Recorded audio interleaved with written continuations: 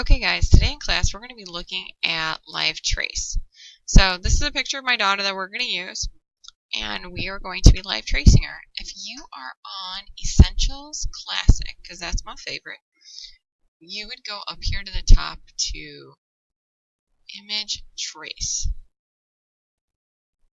Now when you trace, it's going to do something like that. It's going to turn it into a flat black and white image unless you tell it to do something else. So we're going to go up here to our options. It looks like a little rectangle with some dots and some lines, but these are our options.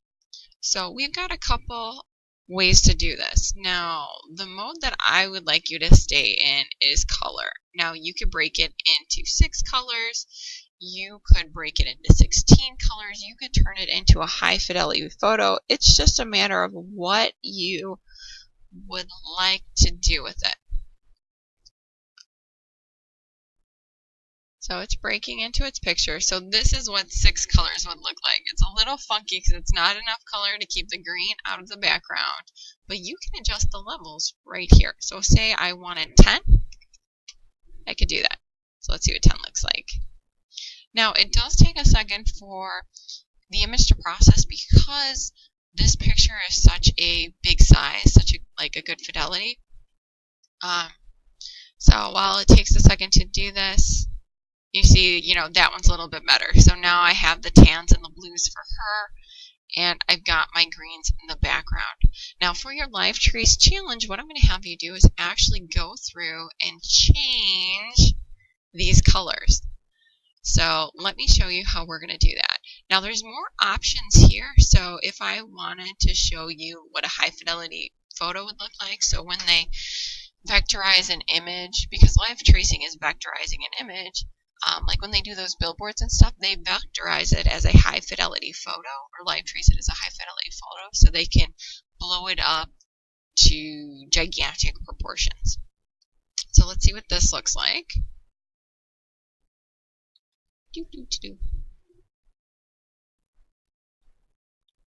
So you can see there's barely any change at all. There's like little things in here, still all of our information, but look, there's 85 layers of color, which is just too much. We don't need that. So we're going to step backwards. We're going to go back to our 10 because that's perfect for our sources. And then I'm going to show you how you can change this, okay, in order to get what we're going for the live trace challenge, because we're going to be changing colors. So the first thing I'm going to do is I'm going to change some of these colors in the background. So to do that, I need to expand my image up here at the top. And I need to go to Object, Ungroup. Now this is going to give me several things. So say I just wanted my daughter and I wanted to take away the background. I could click on any of those shapes and I could get rid of them. Or I could drag and I could get rid of them. But I don't want to do that for this point. But you're going to want to do it for your live trace self-portrait. So just keep that in mind. Now we're going to be using the magic wand tool today. I'm going to start by double clicking on it. And you can see that the tolerance is 32.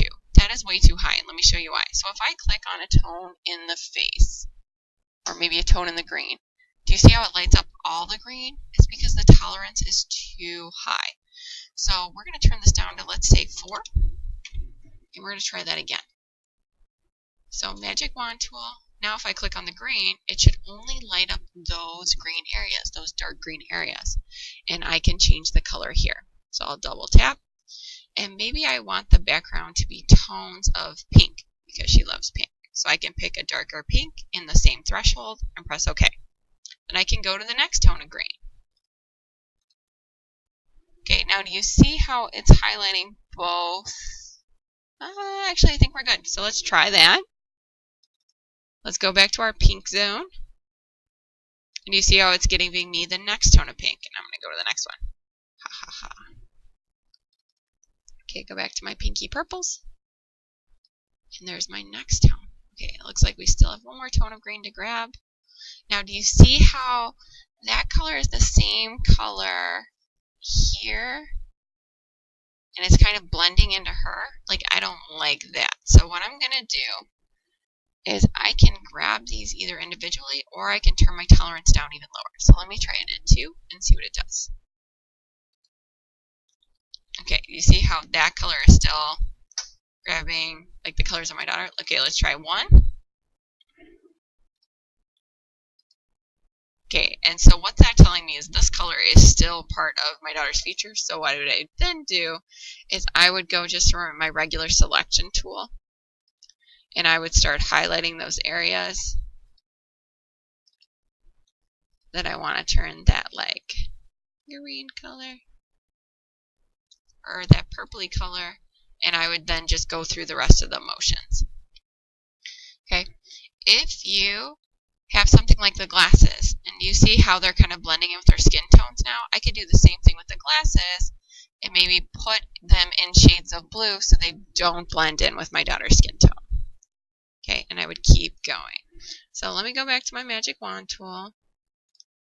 Okay, I'm going to grab just these little bit of browns because I can change the shapes up there earlier, and I'm going to say that our skin tones we're going to do are, let's go with like more of a red pink. No, let's go with an orange. That'd be fun. Or green. I like green. Okay, so I'm going to pick a green.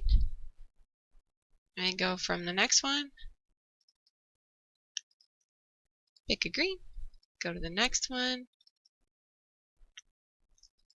Pick my green. Go to the next one. Do you see how it's slowly changing her into the green family? Now you're going to be using these tools to match your color scheme. So whatever color scheme you chose, this is what we're going to be doing with it. So there she is, all in green with her blue. Now I'm going to change the blue next. And I'm going to make those, I think, like red.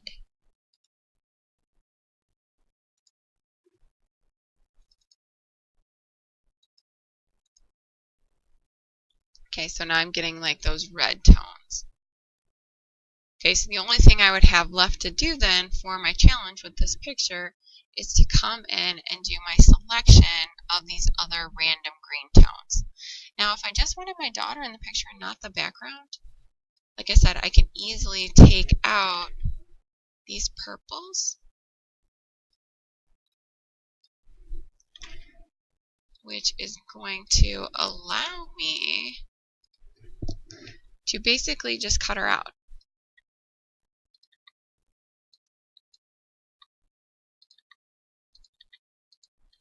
And what I would do is I would zoom in to get like a little bit more detail in these areas.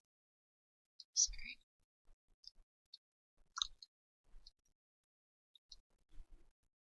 Okay, so I could just keep going around my picture until I'm happy with what it looks like. Now the big thing, and I'm not going to waste your time and do all of these little pieces now, but if this was my final one, I'd be zoomed in. Okay, and then just slowly going around